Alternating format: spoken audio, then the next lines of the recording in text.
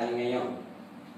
Okay, our topic this morning, akala ko maaga na, is about crossover o crossing over. Ano po?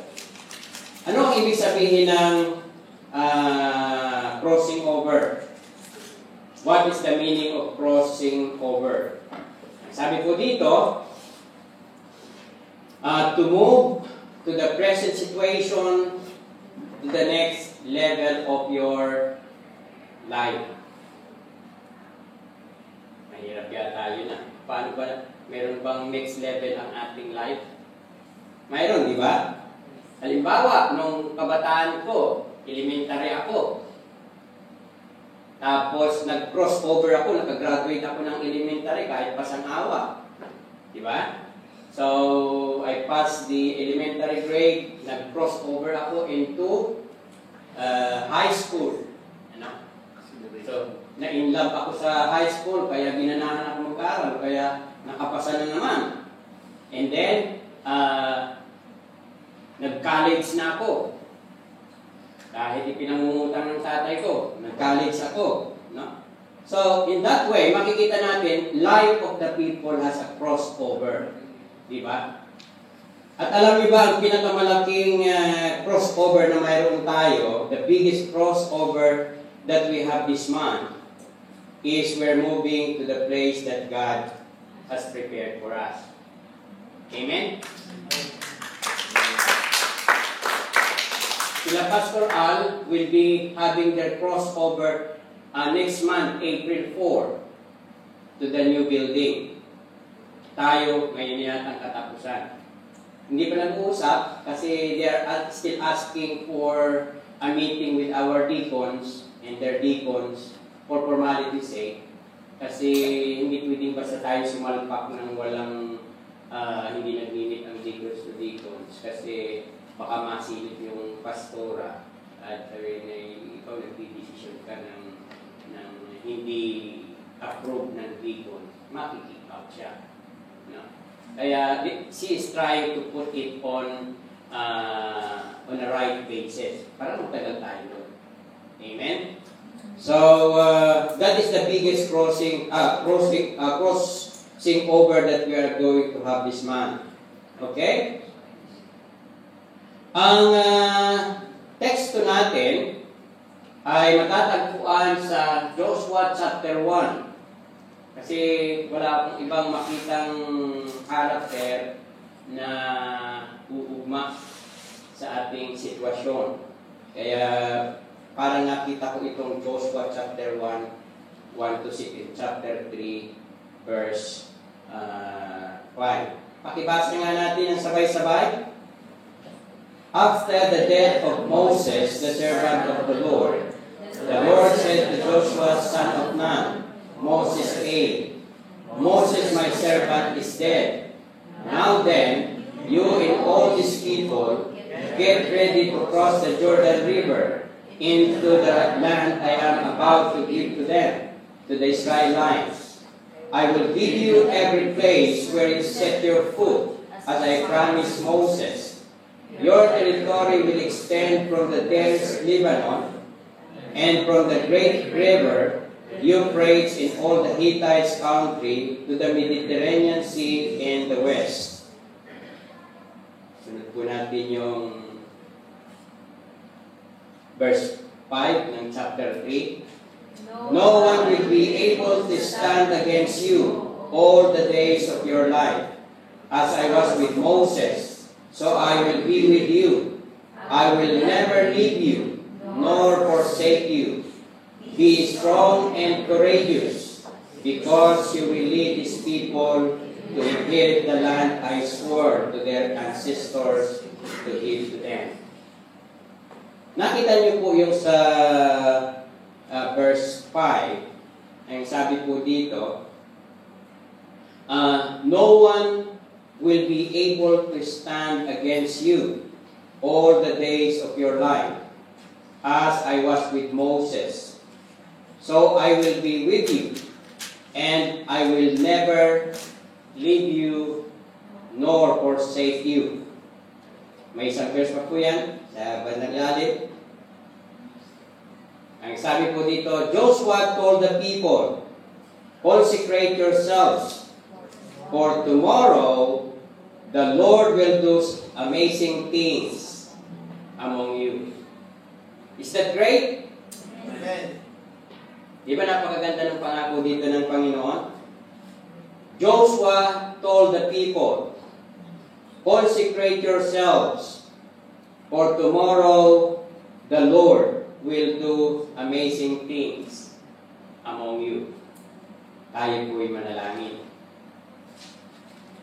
Kabanal-banal naming Ama, Diyos na dakila, kami po'y nagpapaabot ng taos-pusong pagsamba, taos-pusong pagpupuri, pagdakila sa inyong kabanal-banalang pangalan, Panginoon. The only name given in order for us to be saved.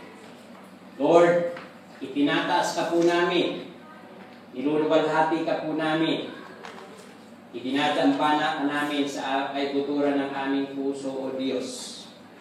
At wala po kami ibang sasambahin, wala po kami ibang kikilalanin, kundi tanging Ikaw lamang, O Diyos. Lord, dalangin po namin, please open our spiritual eyes to see the amazing things that you are going to do in our lives, Father God. Panginoon, tulungan mo nga po kami sa aming pag-aaral. May your Holy Spirit will help us understand your word. Speak to us, Father God. Open our hearts and open our mind as we are going to study your word. And I pray, Father, may your name be glorified in our midst. Because we ask all these things in Christ's name we pray. Amen and amen.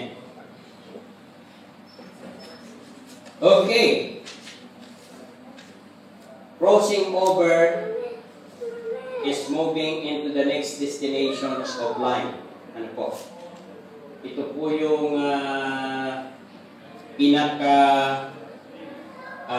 spirit that we would like us to think, and we would like us to focus in our attention this afternoon. Ano po ba ang ibig sabihin ng crossing over?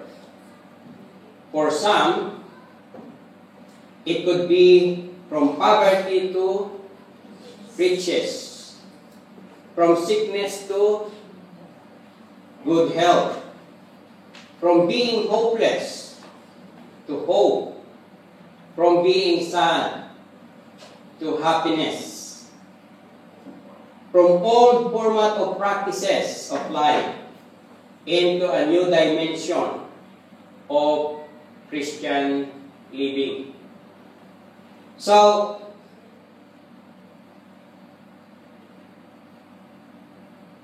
kung pag-aaralan po natin yung ating teksto, ay makikita po natin yung pangako ng Panginoon na tayo po ay magkakaroon ng pagtawid sa bagong lugar. Well, in fact, it was Joshua informed by God na yung buhay ninyo dito sa wilderness, maalis na kayo dito. Sapagkat patay na si Moses,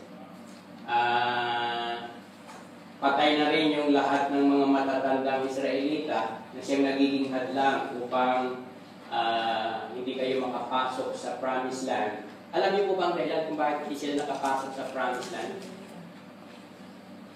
Kasi itong mga Israelita, when the Israelites came out from Egypt, supposed to be po, kung hindi ako nagkakamali, kung lalakarin nila yung disyerto na yon, they will be able to walk 10 days and they will be able to reach the Promised Land. Pero because they are hard-headed, but because they are yung walang pananampalataya, di ba lagi nilang inuuksala at biniblame si Moses? Dinala mo lang ba kami rito para mamatay sa ilang? Walang pagkain, walang inumin. No?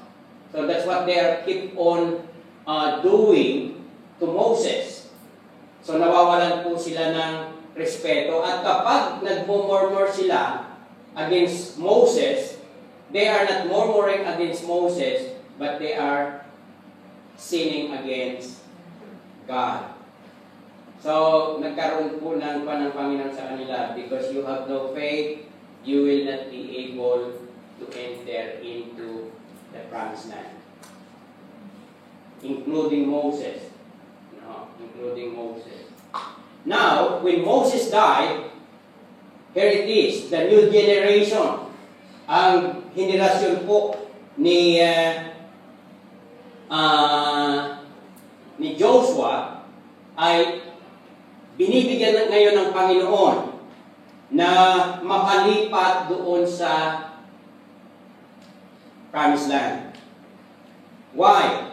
Because life in the desert is hopeless, but the other side of the river is our best life.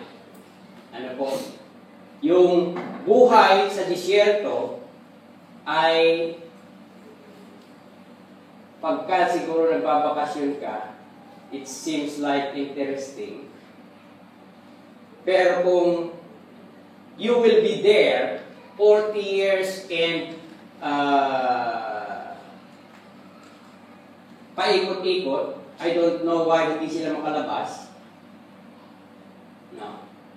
Probably may control talaga ang Panginoon. Kasi imagine, ang tatawirin lamang ay ilog Jordan. Diba? Wala pang marunong lumawi sa kanila.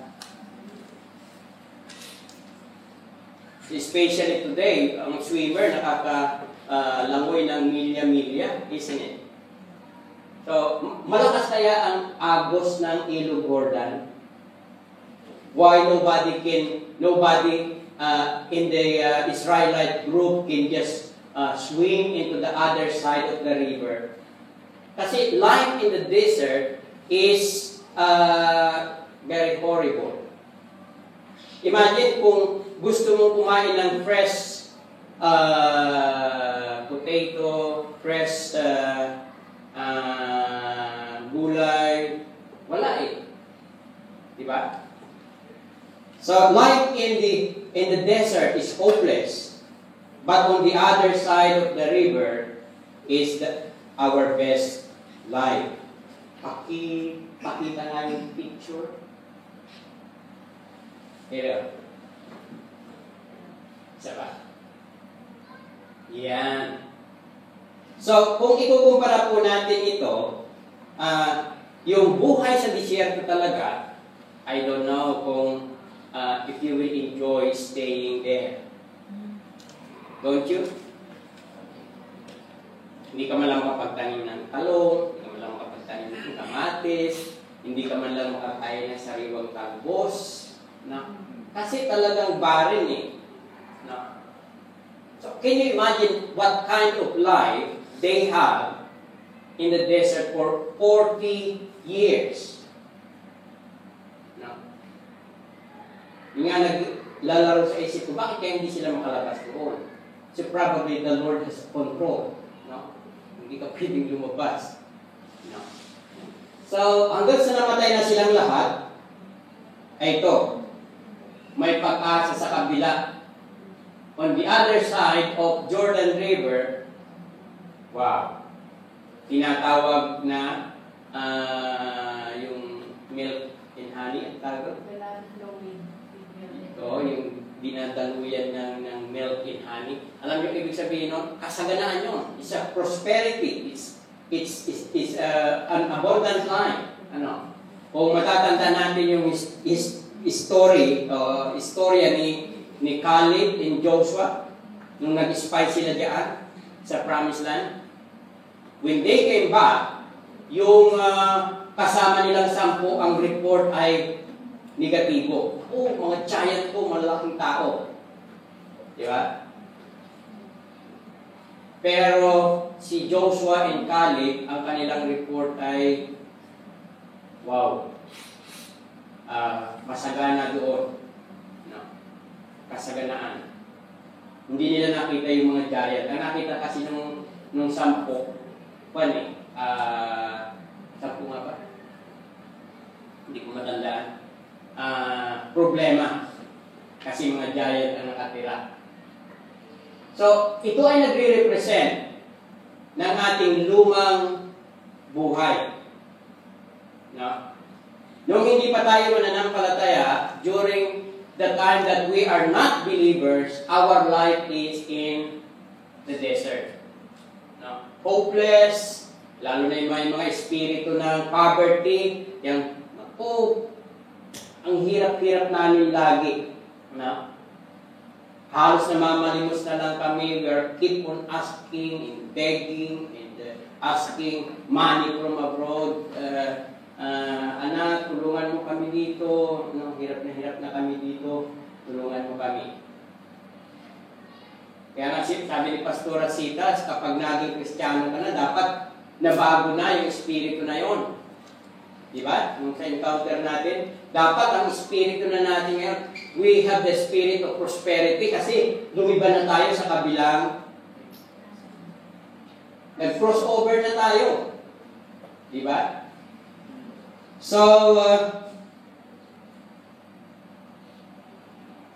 but we need to understand what to do to move into the next level of life. Or we need to cross over. Kinakailangan maunawaan natin yan. No?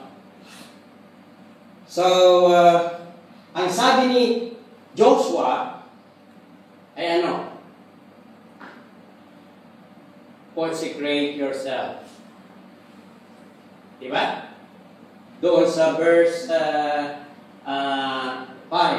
Ang sabi niya, Joshua told the people, consecrate yourselves, for tomorrow the Lord will do amazing things.